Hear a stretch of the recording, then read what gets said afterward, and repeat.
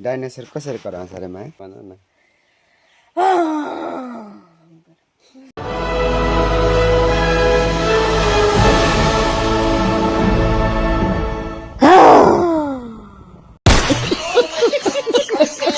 Guys मेरो बुढीले थुक्पा टाक्का बनायो हो, अब खाइन्छ हो।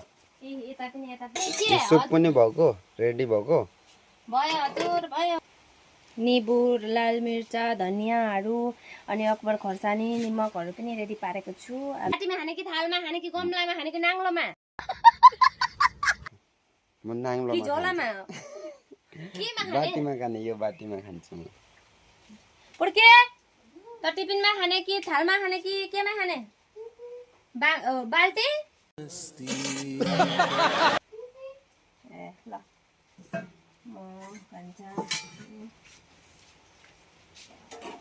म त यसमा खान्छु।